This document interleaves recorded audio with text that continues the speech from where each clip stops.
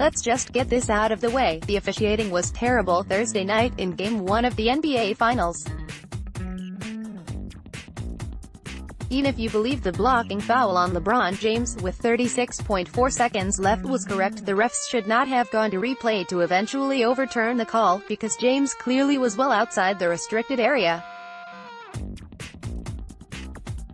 Instead of the Cavs having the ball and a 2-point lead, with a basket on the ensuing possession essentially clinching a victory, Kevin Durant sank a pair of free throws to tie the game. And we don't need to remind you of some of the other missed calls, such as what looked like a clean strip of Durant by James and this play in which it appeared James was hacked in the lane. Still, bad calls and the NBA go together like the Cavs and unnecessary drama.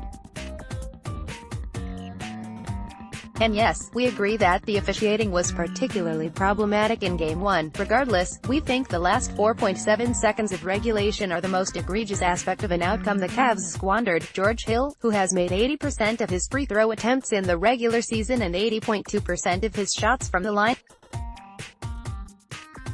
Smith and made the most. Jr. Smith play 11C, grabbing an offensive rebound and dribbling it back out to half-court, not realizing the Cavs needed a bucket to win the game. Replays indicated that Smith told LeBron he thought the Cavs were ahead at the time, though the guard said after the game he knew the game was tied. That, in true Jr. fashion, contradicts what Tyronn Lue told reporters minutes after the Warriors beat the Cavs by 10 in overtime. Lue failed to use his last timeout after Smith grabbed the rebound. Even if he had waited a brief moment, once everyone realized Smith had no idea what the score was, the Cavs would have had the chance to inbound the ball at half-court with a couple seconds left. That's an eternity for James to make something happen. That's a sequence that can't happen when you're a heavy underdog trying to get a much-needed road victory against a team that seems likely to go down as an all-time great. Had the Cavs prevailed, as they should have, the finals, at worst, would have returned to Cleveland on Wednesday, June 6, tied at 1. Now, the Cavs need to somehow rebound from a heartbreaking loss to beat Golden State at Oracle Arena on Sunday night. Otherwise, they're again in a 2-0 finals hole, and Kyrie Irving isn't walking through the door. What's also disheartening is the Cavs' late-game meltdown spoiled an otherwise gutsy showing, along with a LeBron performance that was incredible even by his standards. Only 4 players have scored more than James's 51 points in a finals game. And the King did so on 32 shots, while adding 8 rebounds, 8 assists and making all but one of his 11 free throws. In 19 finals games against Golden State, he is averaging 33.8 points, 11.9 rebounds, 9.1 assists, 1.8 steals and 1.3 blocks, while shooting 47.9% from the field and 35.7% from three-point range.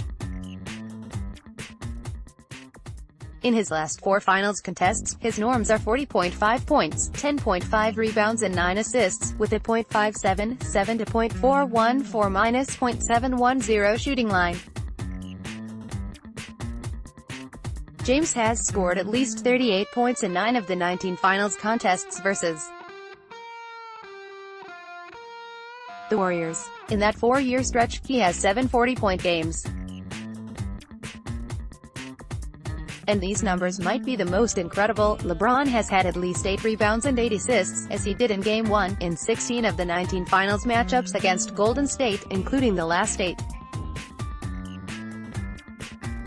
And in the 3 contests in which he didn't rack up at least 8 rebounds and 8 assists, he had the following lines: 4-1, 1-6, 7 in Game 5 in 2016, the 6th of November 32, Game 3 in 2016, and the 6th of August 44, Game 1 in 2015. This is the greatest player of his generation somehow reaching another level against one of the best teams in league history, a 2-time champ that has won 67, 73, 67 and 58 games the last 4 seasons. It's possible that even a win in Game 1 wouldn't have mattered in this series, since Golden State is the superior team, and the better club almost always wins a 7-game series. But we can't help but think that if the Cavs were to pull off a monumental upset, which would be the crowning achievement of James's unbelievable career, Game 1 was one they had to get.